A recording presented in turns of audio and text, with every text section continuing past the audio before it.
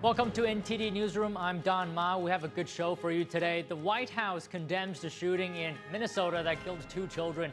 Here, Press Secretary Caroline Leavitt respond to our NTD White House correspondent Iris Tao. Fed Governor Lisa Cook files a lawsuit today challenging President Trump's attempt to fire her.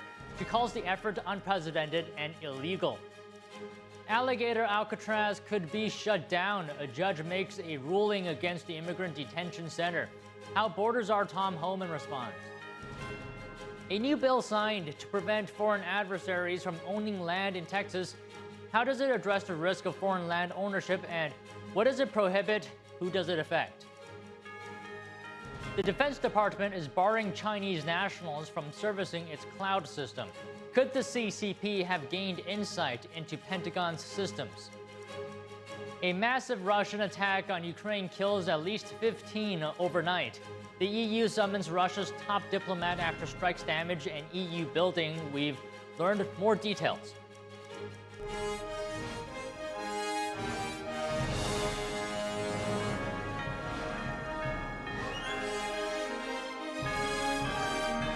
This is NTD Newsroom, live from our global headquarters in New York City. Good afternoon, and thanks for joining us on this Thursday. Local hospital officials in Minneapolis provided an update on patients wounded in yesterday's shooting. The head of Emergency Medical Services praised the brave actions of both teachers and students. We currently have 9 patients that were involved in the shooting yesterday. 6 of those patients are in satisfactory condition. 5 of those patients are children. We have 2 patients in serious condition, 1 adult and 1 child, and we have 1 child in critical condition. I think there's a lot of maybe unrecognized heroes in this event, along with the children that were protecting other children, which is really amazing to hear about. I might be saying too much, but we had 1 kid that covered up another kid and took a shotgun blast to his back and things like that, and they were helping each other out. So the teachers were amazing. The teachers were, getting shot at. They were protecting the kids. Meanwhile, Minneapolis Chief of Police Brian O'Hara said the suspect harbored hate and intended to harm as many people as he could. O'Hara said he believed part of the shooter's motive was notoriety. There's absolutely no question that this shooter intended to terrorize those children, those parishioners, the members of the school staff that were in that building, as well as their parents and the larger community here. What we have found are really just hundreds of pieces of evidence that we continue to go through with our investigators, with the help of the FBI and all of our law enforcement partners. O'Hara said earlier that police executed 4 search warrants. Evidence uncovered in the search includes additional writings. The FBI is assisting local authorities in reviewing their content. Officers were also working to obtain search warrants to go through the shooter's electronic devices. Meanwhile, Lisa Cook, the Federal Reserve Board member whom President Trump attempted to fire this week, asked a federal court today to declare the president's move unprecedented and illegal. Trump said he was removing her from her role at the central bank due to an allegation of mortgage fraud. Cook asks the court in a lawsuit filed today to rule that Trump's attempt to remove her is unlawful and that she remains an active member of the Federal Reserve. Federal law permits the president to remove Federal Reserve Board members for cause. Cook argues that the fraud allegation isn't cause for removal, where it hasn't been proven. Trump said in a social media post on Monday that he had sufficient cause to fire her, citing allegations of mortgage fraud. Health Secretary Robert F. Kennedy Jr. said today on Fox News that the CDC is in trouble and needs to be fixed.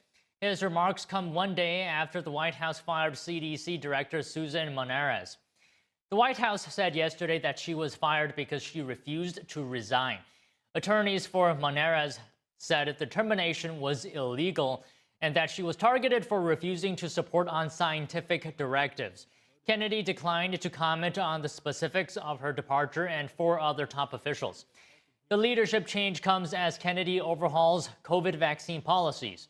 On Wednesday, the Food and Drug Administration ended emergency use authorization for the COVID vaccine, which was issued in 2020 when the outbreak began. The FDA said new COVID vaccines have been approved and will remain available. The White House has fired Surface Transportation Board member Robert Primus.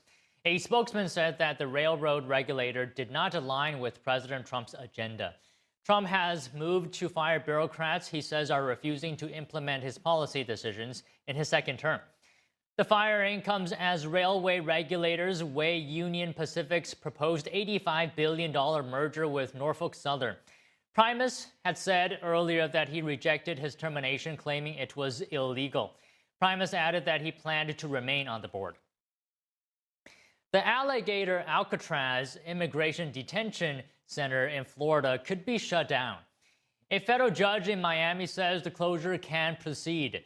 U.S. District Judge Kathleen Williams has refused to pause her order requiring the winding down of the center.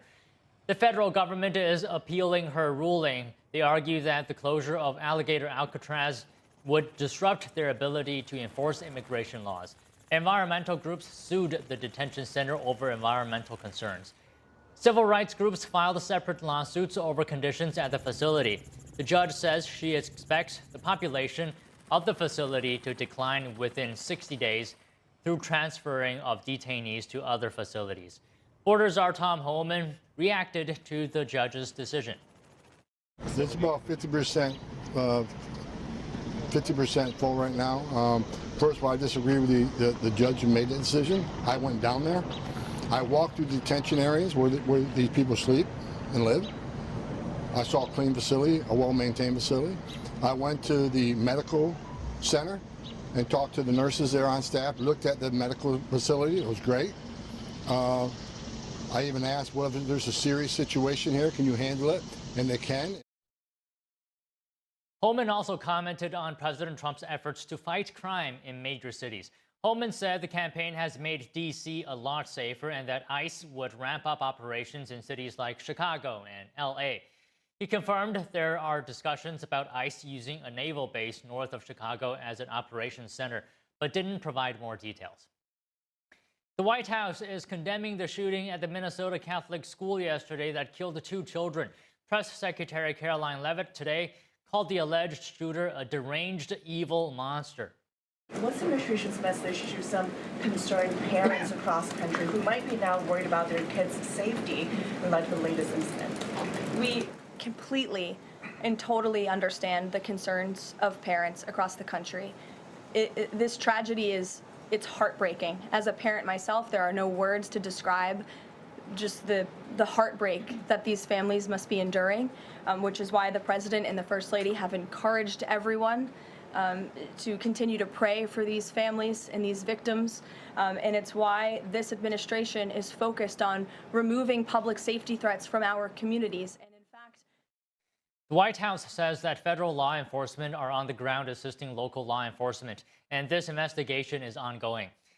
On the issue of D.C. crime, Leavitt says that since President Trump's intervention, there have been more than 1,283 arrests in D.C. Total crime in D.C. is down 19%, violent crime is down 30%, carjackings down 67%, homicides down 57%, robberies down 40%, motor vehicle thefts are down 32%, assaults with dangerous weapons are down 23%, and property crime is down 18%.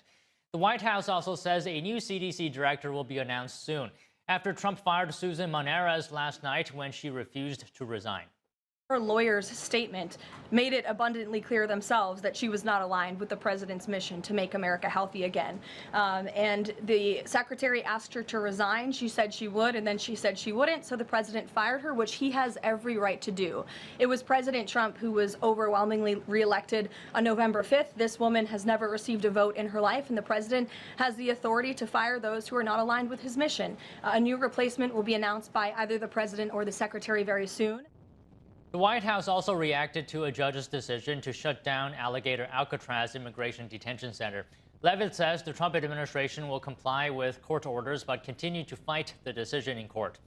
She emphasizes that the closure puts an unnecessary burden on DHS. The White House also announced that President Trump will be traveling to New York City to address the United Nations General Assembly on Tuesday, September 23rd. Meanwhile, cybersecurity threats linked to China are once again in the spotlight. More than 20 agencies have signed onto a new cyber advisory. It urges companies and governments to actively search for cyber threats. Here are the details on the new report. Cyber and intelligence agencies from the U.S. and more than 20 other countries put out a joint warning Wednesday. They outline how Chinese government-backed hackers broke into major American telecom networks last year and urged companies to start looking for signs of that same activity. The FBI now says this campaign has breached more than 80 countries, according to a report from the Wall Street Journal. The joint advisory links the campaign uncovered last year, known as Salt Typhoon, to 3 Chinese companies, including 2 never before publicly named. The head of FBI Cyber Division says the incident shows the need for closer cooperation with international partners to detect and stop these attacks as early as possible. At the same time, the Pentagon is addressing a different China-related cybersecurity risk involving Microsoft. Defense Secretary Pete Hegseth says the company used Chinese engineers to service sensitive Pentagon cloud systems. The Obama-era program called Digital Escorts has been running for almost a decade. For nearly a decade, Microsoft has used Chinese coders, remotely supervised by U.S. contractors, to support sensitive DoD cloud systems. The program was designed to comply with contracting rules, but it exposed the department to unacceptable risk. I mean, if you're thinking America first and common sense, this doesn't pass either of those tests. Hegseth says the Department of Defense has launched 2 investigations, one by outside auditors and another in-house, to determine whether Chinese workers embedded malicious code. Hegseth also said Chinese coders would no longer service the Pentagon's cloud systems. The use of Chinese nationals to service Department of Defense cloud environments, it's over. We've issued a formal letter of concern to Microsoft documenting this breach of trust, and we're requiring a third-party audit of Microsoft's digital escort program, including the code and the submissions by Chinese nationals. This audit will be free of charge for U.S. taxpayers. In July, Microsoft said it has stopped using China-based engineers. Meanwhile, cyber officials say China's espionage campaigns are not slowing down. They're warning U.S. allies and American companies to lock down their systems before the next breach. Joining us now to discuss the Defense Department barring Chinese nationals to service its cloud systems is China analyst John Pelson, author of the book Wireless Wars. Good afternoon, John. Thank you for coming on the show today. How are you doing? I'm doing great. It's good to be here.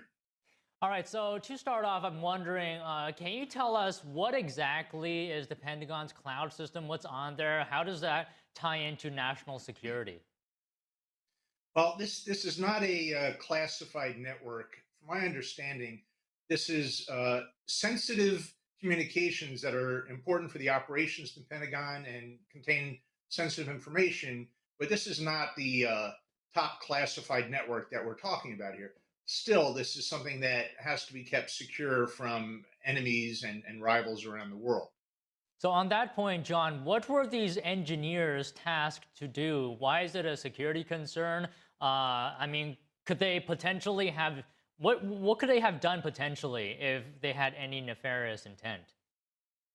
Yeah, first of all, if Chinese contractors supporting the U.S. Department of Defense did not inject malicious code into the system, they should be fired. This is what they do. This is what they're charged with doing. And the idea that we had someone from a rival nation given any kind of access, deliberately gave them access to our networks, is just appalling. The idea that they were managed with the kind of the handlers, is a joke, because these are top-notch coders that are working in China, and these are kind of contracted escorts to keep an eye on them, and they're certainly not capable of keeping them out. So I don't want to assume what you're saying, but could you clarify if you're thinking that the CCP could have gained insight into Pentagon systems? Well, here's the type of information you can get, even if you don't have access to, quote unquote, classified systems. There's something called patterns of life. There's information that can be gleaned about people that are communicating with each other, where they are, what they're working on. Maybe you don't get a look at the content, which can't be discussed over a non-classified system, When you see who's emailing who, or who's storing documents, or meeting with whom because it's on their calendars, for example, that's really, really important and vital information to a rival. So while this does not imply that China was providing contractors for classified systems, which would be, inconceivable, even giving them access to anything about the operations in the Pentagon is invaluable information. It's this idea of metadata, where you don't see the actual content of a communication, for example, but you know who's talking to whom, what are they discussing, how many people are involved. You build networks, you build inferences that are really the lifeblood of an intelligence agency. I mean, going off of what you're saying, John, why did the Pentagon, how did it even justify allowing foreign nationals from a country that is a rival or an adversary to work on U.S. systems that are sensitive in the first place? Here's where we get to the heart of the problem here. Private companies, I don't like it when people on the Hill or in any of the agencies say companies in America need to do the right thing. They should think about national security. I actually don't agree with that. Companies doing the right thing means making money for their shareholders within the law. Now, the problem here is that this particular project, it's not like someone was selling computers, and if a Chinese company wanted to buy them, they'd say, well, they're on an approved list. We can sell it to them. We'll sell it into China. That's great. That's what companies are supposed to do. The project that Microsoft was actually hired to do, though, involved supporting the Department of Defense. So the whole essence of the mission is national security. And that's where I find it dumbfounding that they would take a normal business practice saying, let's just outsource this to whoever the cheapest vendor is, and we'll make sure we follow the law. There's this system where there's people that track them and keep an eye on them that are practically minimum wage workers. Microsoft, if it was just helping out a t-shirt company, they could say, hey, we're going to outsource this to China. That's fine. It's not illegal. This is the Pentagon that they're supporting. They should raise the bar much higher and say, we're not shipping this project out to people in the primary rival nation. Do you think this incident could potentially impact the DoD's relationship with Microsoft going forward? I think it has. And I just based that on Secretary Hegseth's comment that a full audit is going to be done with no cost to the taxpayers. Well, it's going to cost somebody money. And my guess is that somebody is Microsoft, which means they told them, you're going to look into this, you're going to have a third party investigate it. And there's going to be consequences if, as what I would not be surprised to find out, if there was injection of any kind of malicious code, or if there was any kind of exfiltration of data and information that should not have been taken out of the system, out of the cloud. What would have been the real world impact if there were malicious code left in the system? You can't begin to measure it. First of all, you have the contingent risk that if there's something bad going on, say in the South China Sea, that there's the ability to affect, turn off, hit a kill switch in the worst case scenario, the non-classified cloud communications, or at least some of it, for the Pentagon. And if that were the case, that would be very disruptive, even though it's not kind of an operating system during a time of war. You should know that more than 90%, I've heard numbers of 98 or 98%, 98 or 99% of all DoD communications are going over public networks or in publicly managed clouds. So if China were able to affect or turn that off in a time of crisis, that would be a major problem. Even otherwise, though, they can be currently culling information about patterns of life, who's traveling where, who's talking to whom, and they can really get inferences about what our own DoD is up to in, say, the preparation or lead up to a conflict, or in just normal day-to-day operations. Wow, that is incredible. I mean, if code was left, malicious code left in the system, would it be easy to detect? For example, if a Chinese engineer put it there, how long would it take before U.S. authorities find out? Yeah, so there's a couple risks here. One is that code was left, and we've got great people to find it, which they now are going to be tasked. So that's going to be part of the mission. The other part is to look at whether there was any exfiltration of data. That's, I think, harder to find, perhaps. But again, the forensic experts, the cyber experts, are really good at that, and they're going to find out, or hopefully find out, if over the past 10 years there was information that was being pulled out that wasn't authorized, wasn't supposed to be moving out. Okay, John, I'll just end with this question. Taking a step back, besides this, are there any other national security vulnerabilities or concerns on the cyber front? We have seen our communications networks in this country, the ones that were built by the trusted vendors, completely penetrated through the program called Salt Typhoon most recently, and there were other attacks on the FirstNet network. And these are public networks and first responder networks that are really important to American security. China has been in and out of them almost at will. So we've got a lot of work to do to secure networks in this country against our rivals. And the top of that list is certainly China. Well, okay, John, incredible discussion today. Thank you so much for coming on. My pleasure.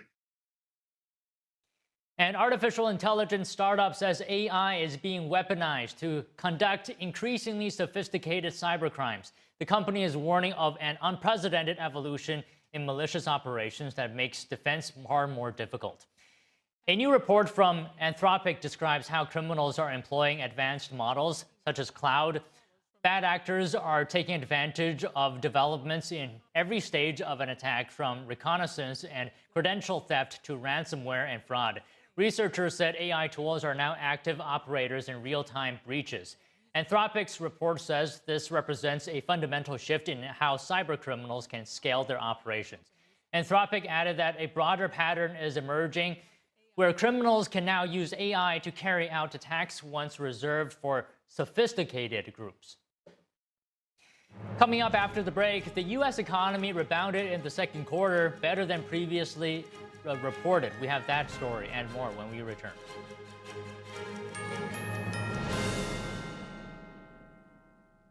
Big things are happening at Mathis Home. Get Labor Day deals and save on everything for your home. They have hundreds of sofas and sectionals with styles you love at unbeatable prices, and they're the only place with top-name recliners starting at just $199. Check out the latest looks in bedrooms and dining rooms and save big. Plus, you don't have to wait. They're all in stock with fast and easy financing and free delivery. Don't miss out. These Labor Day deals are happening now in every department at your furniture superstore, Mathis Home.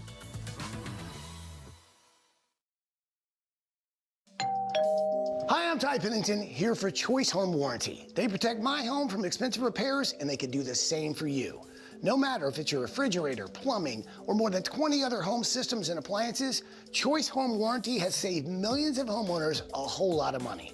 For a low monthly fee, you get their nationwide network of trusted local technicians with plans that cover repairs and replacements done quickly and the right way. No more headaches searching for technicians. No more budget-breaking chaos. Just a peace of mind of having Choice Home Warranty at your service. Call Choice Home Warranty now and save big with their special offer of your first month free and free limited roof coverage. Call now. Call Choice Home Warranty for your free personalized quote and to get your first month free. Call in the next 5 minutes, and as our special offer, you'll receive free limited roof coverage. Call now to lock in your rate and save big. Call 800-210-9106. 800-210-9106.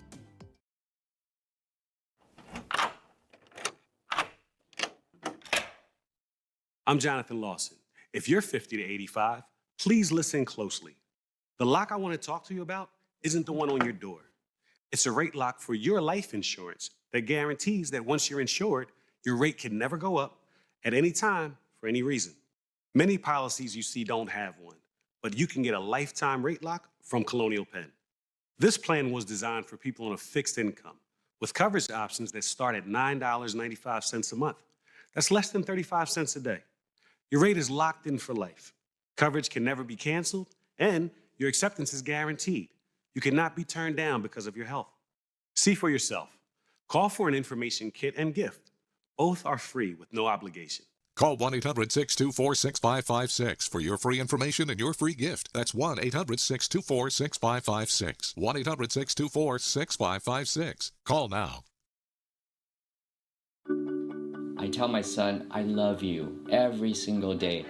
Now, my dad has never said that to me. Not because he doesn't love me, but because culturally it wasn't comfortable for him. Now that he's a grandfather, he says, I love you to my son every time he sees him.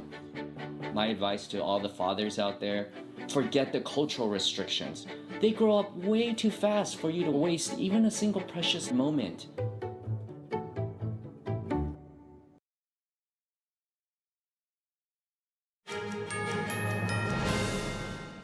The U.S. economy rebounded in the second quarter better than previously reported. Gross domestic product, which is a reading of all the goods and services produced in the economy, had a 3.3% yearly rate from April through June. This is the second estimate from the Commerce Department, which originally posted an annualized rate of 3%. It's a big jump from the economy's half percentage point drop in the first quarter. Analysts say consumer spending increased in the second quarter despite concerns about the Trump administration's tariff policies. The redistricting fight continues, with Maryland possibly joining the national battle. Democratic State Senator Clarence Lamb has introduced a bill to redraw the blue state's congressional maps. The state's single Republican Congressman, House Freedom Caucus Chairman Andy Harris, would likely lose his seat under the proposal. The redrawn map would divide Harris's district and extend its western border to the suburbs of Baltimore, a heavy Democrat region. Lamb says the path to redistricting Maryland won't be easy, but says Democrats have to start somewhere. Maryland Governor Wes Moore, a Democrat, has expressed openness to modifying the state's congressional boundaries. So far, only Texas and California have moved forward with their redistricting plans.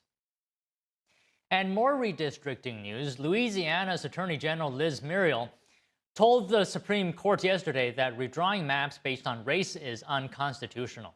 The comments came as a preview of arguments the state will make in an upcoming election law case. The High Court will rehear Louisiana v. Calais in October. The issue is whether the Voting Rights Act requires the state to create 2 black majority congressional districts, or if doing so amounts to unconstitutional racial gerrymandering. A lower court ordered Louisiana to add a second black district, citing discrimination against black voters, who make up nearly a third of the state's population. But Muriel argues the Constitution sees only American voters. The eventual ruling could reshape redistricting nationwide and affect the balance of power in the closely divided U.S. House. Facebook's parent company Meta is launching a new political action committee in California to endorse candidates. The tech giant says the PAC will support any party who supports artificial intelligence innovation. That means a more lenient stance on regulation. Meta is launching the Mobilizing Economic Transformation Across California Super PAC. A company spokesperson said the group will back candidates for state offices who favor AI development over strict regulation. The Super PAC will also finance candidates who, quote, support and defend the American tech industry both domestically and internationally. Meta noted that the California legislature has already introduced more than 50 AI-related bills so far this year. Those movies and TV shows you've purchased on Amazon don't actually belong to you. Now Amazon is facing a lawsuit over the situation. A proposed class action lawsuit was filed last week in Washington federal court against Amazon, accusing the company of a bait and switch. The person who filed the lawsuit says she purchased episodes of a Nickelodeon TV series in May, but later found her purchases were no longer available. That's due to fine print that states the buyer has agreed to Amazon's terms. The lawsuit is seeking unspecified damages, including damages or alleged intentionally malicious conduct. Meanwhile, YouTube TV subscribers will still be able to watch Fox's content, at least for now. The two companies announced they have reached a short-term extension to their distribution deal as they continue to work on a new agreement. A blackout of all of Fox's content on Google-owned YouTube TV was scheduled to go into effect last night. That is when the current agreement between the two companies expired. The blackout would have affected millions of people across the country. However, neither Fox nor YouTube clarified how long the extension will last. Coming up after the break, a new bill signed to prevent foreign adversaries from owning land in Texas. How does it address the risk of foreign land ownership? And what does it prohibit? Who does it affect? Don't go away for that.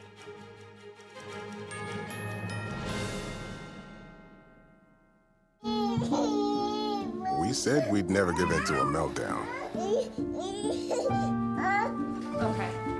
we'd never babysit with a screen.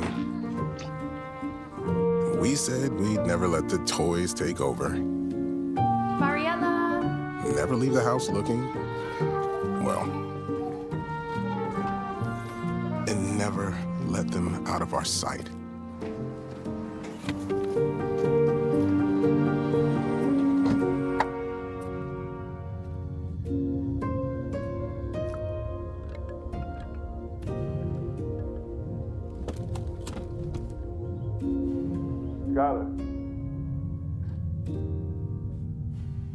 Skylar, come here.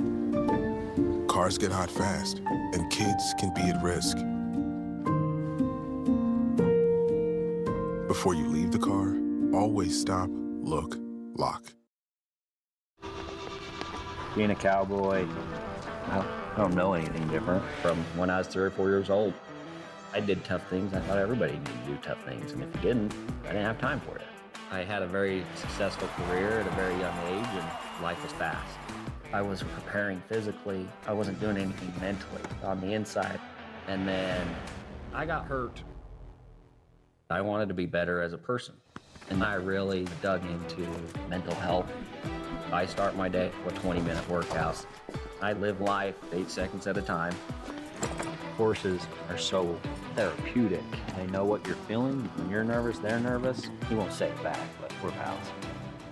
I take a lot of responsibility in taking care of my kids, my family, being there for them. You're gonna have tough days. Everybody does. Find a place to stop and just breathe. Love your mind. There is a road laid out for me. Boxes everywhere. And this is gonna be Addie's room. I am blind. You're really gonna like it. I hope so. Yeah. I know this road is there for me. There is a long way. First night here, but Amy seems cool. Ways down by the river. I am blind, but I need not see. I got this. I know this road is there for me. Okay. If I'm really free, take me down to the river and wash me.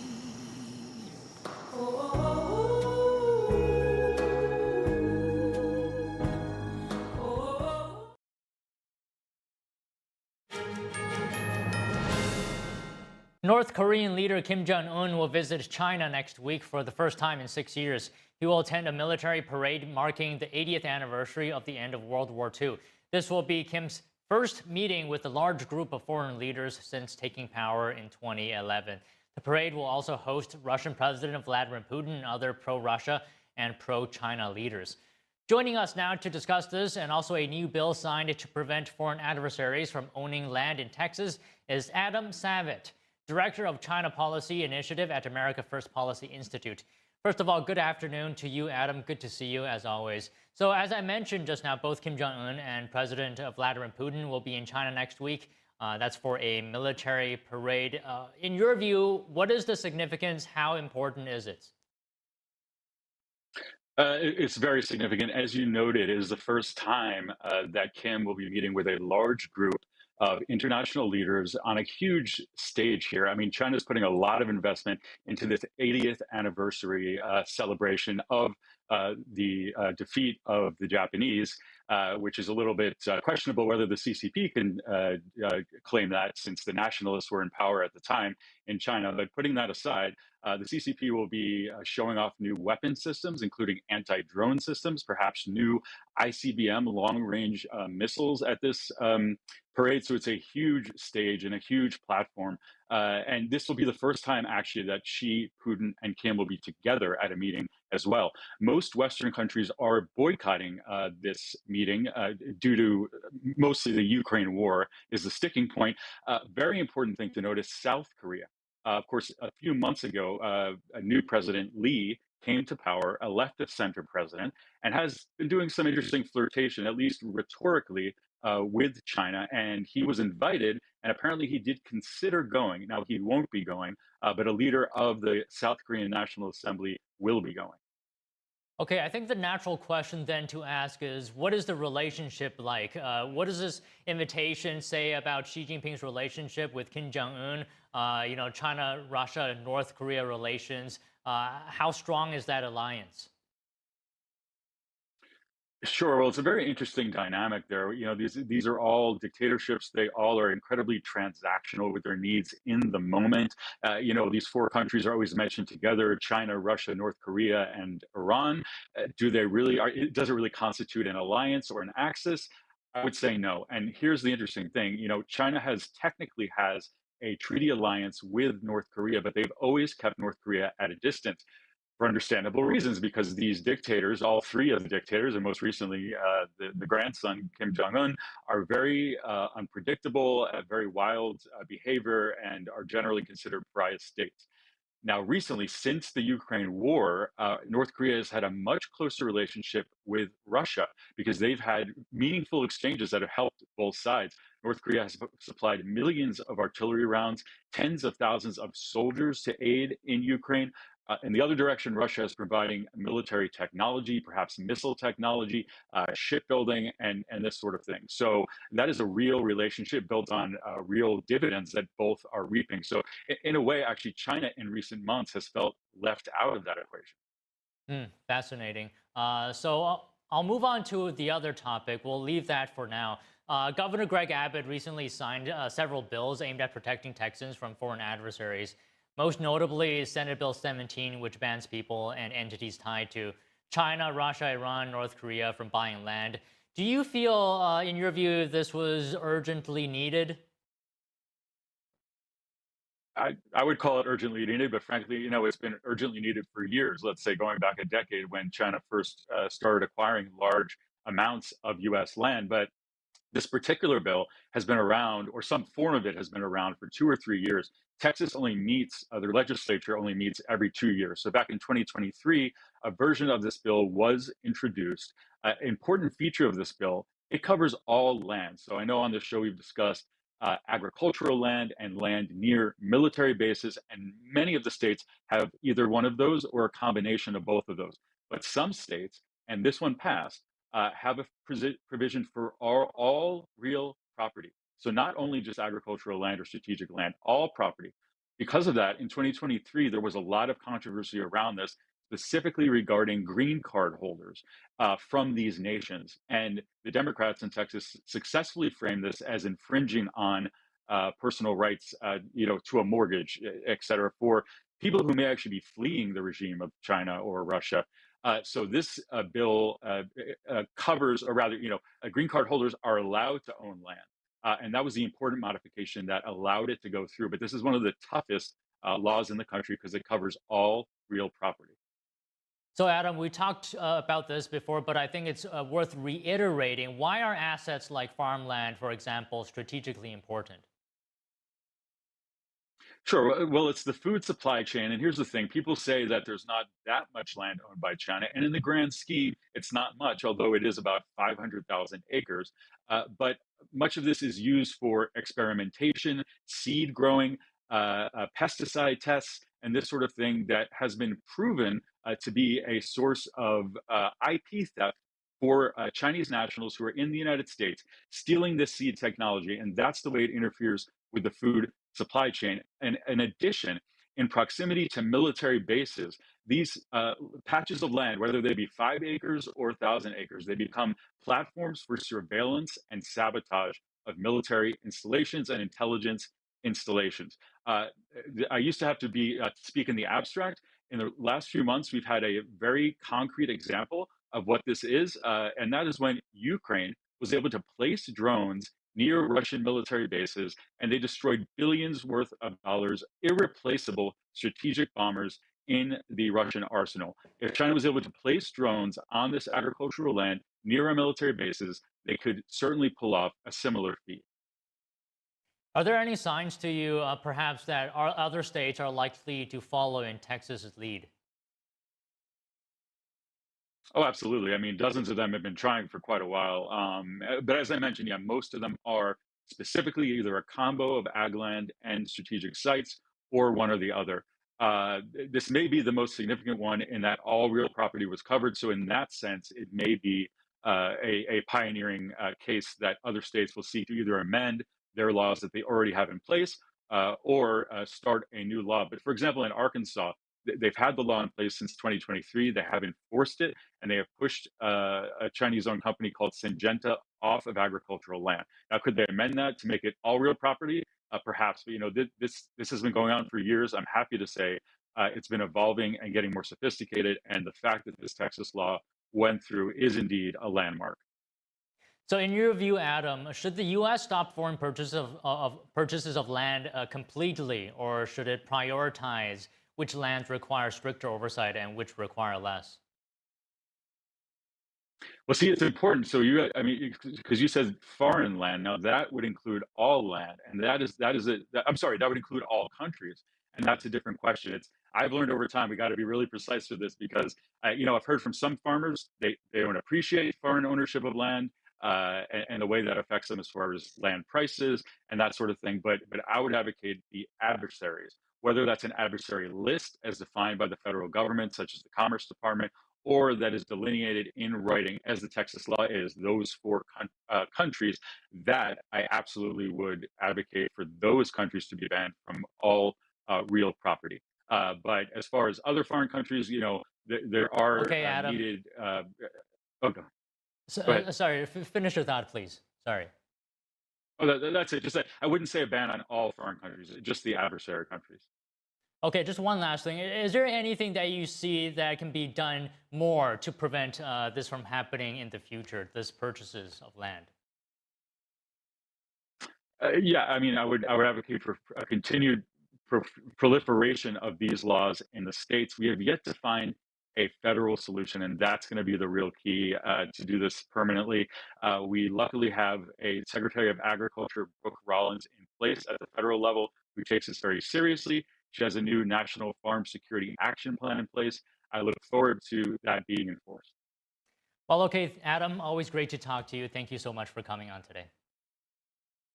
Okay. Thank you, Don. Vice President J.D. Vance is in Wisconsin now touting Trump's tax cuts for working families. Let's take a look. Taxes by historic margins every single day, as we just did. For years, American leaders would ask you to work overtime, would ask you to spend even more time away from your family, and every hour that you spent at the job, they would reach further and further into your pocket. How nice is it to have a President of the United States who cut taxes on overtime, because we believe that if you spend an extra hour at work, the government ought to keep its hands the hell out of your pocket. Is that right?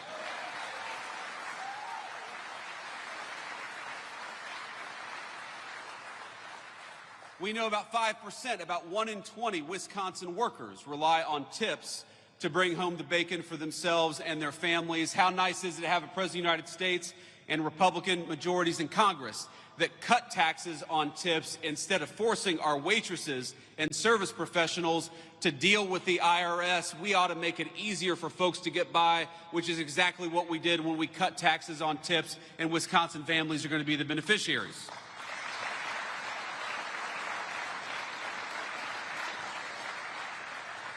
What the working families tax cuts did is very simple, ladies and gentlemen. It let you keep more money in your pocket.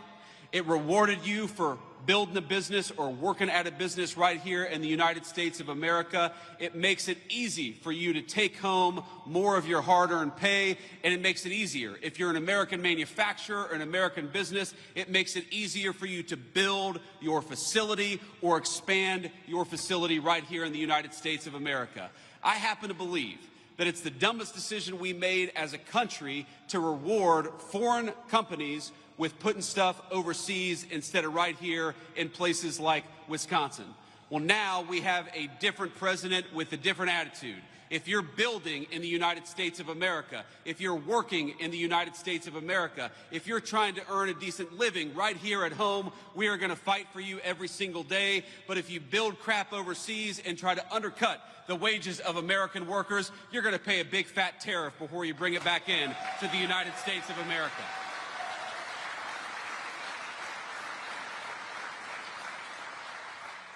Now, I was talking with a Fox News host earlier, and I'm going to embarrass him a little bit. I'm going to make him stand up and be recognized. You guys know Will Kane. Will,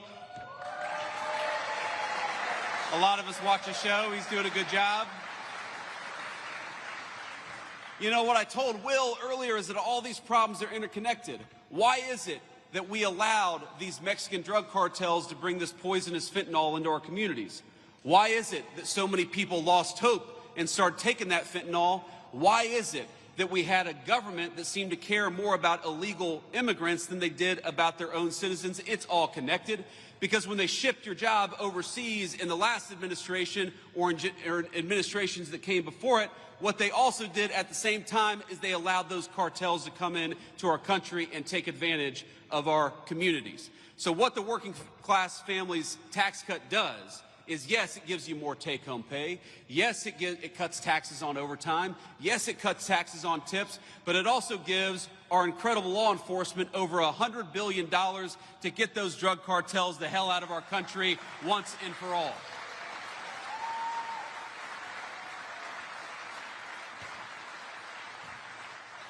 It's very simple. Donald Trump's Republican Party wants very simple things for this country. We want you to be able to earn a good living in your community. We want you to be able to walk down a city street in broad daylight without getting mugged. We want you to be able to take your family out to a nice meal wherever you want to without the fear of violence from criminals, whether they're domestic criminals or international drug cartels. If you work hard every single day, you ought to take as much of your hard-earned pay home as possible. And if you want to raise your children in security and comfort, you ought to send them to a school that gives them a good education instead of an indoctrination. These are very simple things, ladies and gentlemen, and all we needed was better leadership in Washington to deliver it.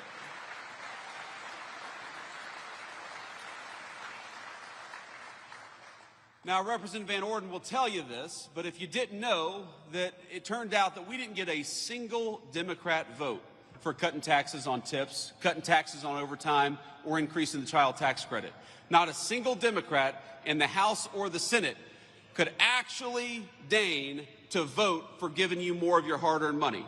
And we got to ask ourselves why that is. Because as much as I am proud of what we've accomplished, it would honestly be a little bit easier, wouldn't it, Derek, if the Democrats actually worked with us instead of fighting us every single step of the way. And you're going to see this. We're a little early for campaign season, but in a couple months or maybe about a year, you're going to start seeing television advertisements. And you're going to start seeing Democrats lying about what's in these working families tax cuts. And I'm going to tell you exactly what they're going to say. They're going to tell you that this bill, which gives you more of your hard-earned money, that they opposed it, not because they want to raise your taxes, and they do, but because they're worried about your health care. They are so worried about your health care, in fact, that they want to give more and more of your health care to illegal immigrants. And that's exactly why they voted against this bill. I know we have this beautiful high school class back there. And I'll give you, just from a vice president to the high school seniors, I'll give you guys just a little bit of relationship advice from a man who's been happily married for 11 years. Find yourself somebody who loves you as much as national Democrats love giving health care benefits to illegal aliens. That's my advice for you. Because it is, as far as I can tell, it is, as far as I can tell, the reason why the National Democratic Party exists. Do you know that this bill makes tens of billions of dollars in investments in our rural health care infrastructure, which was falling apart under the last administration? This legislation guarantees that hardworking Americans are going to have access to their Social Security, Medicare, and Medicaid benefits. But what this bill refuses to do, and what Republicans absolutely refuse to do, is to give your hard-earned benefits to people who don't have the legal right to be in this country to begin with. It is very simple. And if you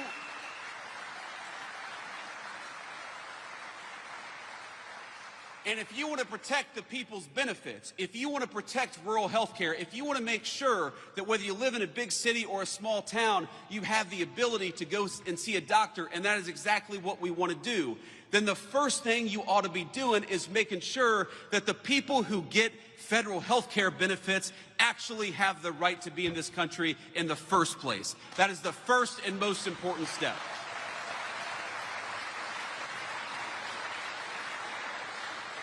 And that's what this legislation did. So don't believe the lies and don't believe the attacks. What we are doing with this legislation is giving you a tax cut and trying to rebuild the healthcare infrastructure of this country that got decimated under Joe Biden's leadership. But what we are also doing, in order to preserve the benefits that you've paid into for your entire lives, is making sure those benefits only go to our fellow American citizens and not to people who ought to go back to their home country because they're here in this country illegally. It's very simple. And think about this. Think about the math, ladies and gentlemen. You cannot have these health care benefits if you allow tens of millions of people into this country who have no legal right to be here and give them those benefits. We were on the freight train to bankruptcy under Joe Biden's leadership because we had a Democratic Party that didn't care enough about this country to actually enforce our borders. And it's that simple. And so when I see the Democrats, I got to be honest with you, it makes me a little bit angry. When I see Democrats fighting against cutting your taxes and saying it's about health care, it's not about health care for you, it's about health care for illegal aliens. And we happen to believe in a different principle. You ought to keep more of your hard-earned money. That if you work overtime, you ought to be rewarded for it, and that when you pay into the federal system, you receive those benefits and not anybody who didn't pay into them to begin with. So, and you were just watching at a rally in Wisconsin touting President Trump's policies, the One Big Beautiful Bill and tax cuts, as well as his clampdown on crime. Coming up after the break, a massive Russian attack on Ukraine kills at least 15 overnight. The EU summons Russia's top diplomat after strikes damage an EU building. What we've learned so far, we have it after the break.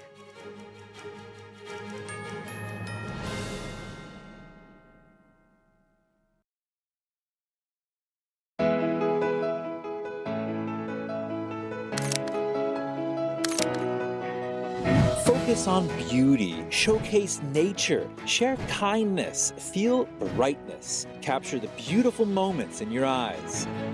Your works will be showcased in galleries and on multiple online platforms, appreciated and collected. Please visit photo.ntdtv.com. Amazing grace, how sweet the sound that saved a wretch like me. I once was lost, but now I'm found. Was blind, but now I see. They're just young people, hungry, homeless, and vulnerable. Abused youth often feel safer on the street. Now, more than ever, that's the most dangerous place of all. Covenant House is helping young adults facing homelessness. We're providing safe shelter to thousands, but the need is overwhelming, and no young person is ever turned away. Please call or go online now with your gift of $19 a month to help a young person. You'll provide safe shelter, hot meals, and medical care. Your gift will show them they're loved. Homeless young people are afraid and alone with nowhere else to turn. You want to know that there's somewhere you can go that's safe. So the Covenant House did that for us. Please call now with your gift of $19 a month. We'll send you this blanket as a reminder of the comfort your gift provides a young person tonight. Please don't wait. Your gift is the lifeline a young person needs now. Call the number on your screen or go online to safeplacetosleep.org. Thank you for saving precious lives.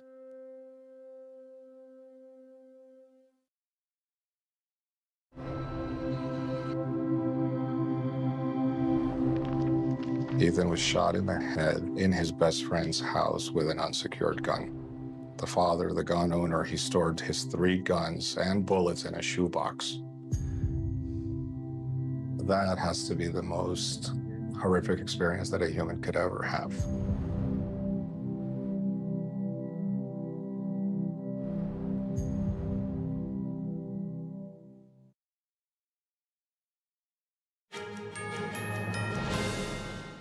Russia launched a large-scale overnight drone and missile attack on Kyiv this morning.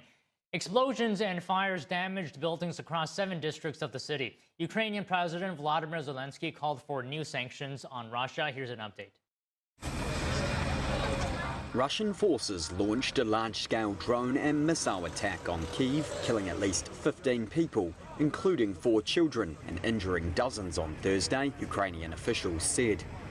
Homes and buildings across 7 districts bore the brunt of the attack. Ukrainian President Volodymyr Zelensky said it showed Russia's answer to diplomacy amid efforts by US President Donald Trump to end the war. He called for new sanctions on Russia, which he said, quote, chooses to continue killing instead of ending the war.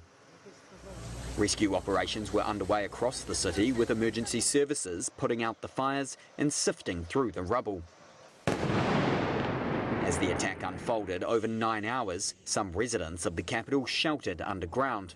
Ukrainian Air Force said it downed 563 of 598 drones and 26 of 31 missiles launched by Russia in a countrywide attack. Ukrainian officials said several high-rise apartment blocks have been hit, along with the headquarters of the European Union mission to Ukraine and the British Council.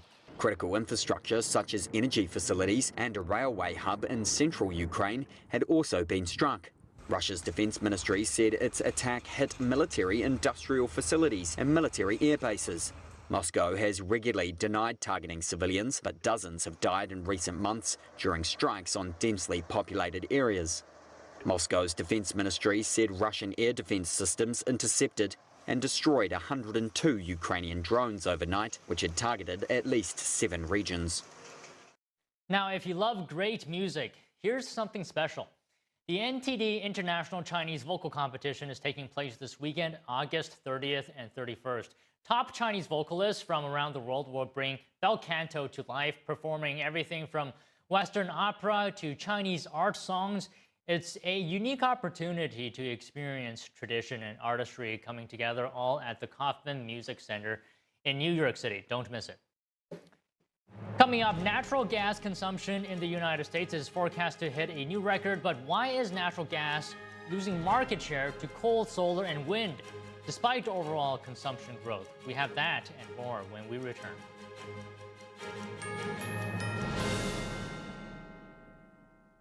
6-pound prescription glasses from Select Specs are always great value. There are no offer codes or first-time customers only. Anyone can buy them, anytime. And you can upgrade to Select Specs Express for next-day delivery. And with deferred payments, you can spread the cost. See now, pay later with Select Specs 6-pound specs. Next-day delivery and deferred payment options available at selectspecs.com/6 pounds. If joint pain from aging is slowing you down, Omega XL can help you get back in the saddle, just like it did for John Walsh. Today I'm here at my ranch exercising some of my polo ponies. Got to be really fit to ride these horses. So as you get older, it gets tougher. I was starting to suffer some of that business, and then I ran into somebody who said, look, you should try Omega XL, and look what it's done. I feel better than I've felt in the last 30 years. I'm Reve Walsh. I'm John Walsh's wife. I ride fox hunters, and sometimes I'm in the saddle for 3-5 hours at a time.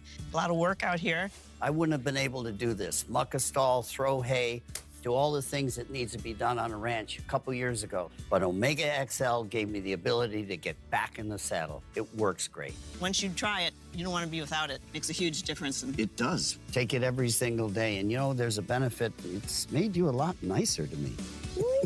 If you've been living with pain, it's time to get this special offer, the Omega XL, the joint health supplement that millions have trusted for more than 20 years. Omega XL, it's sourced from the green-lipped mussel, exclusively found in the pristine waters of New Zealand, some of the cleanest waters on Earth. Omega XL, it's natural, drug-free, and it's backed by more than 40 years of clinical research that show it really works. Try Omega XL today. Pick up your phone and call the number at the bottom of your screen right now for a special offer.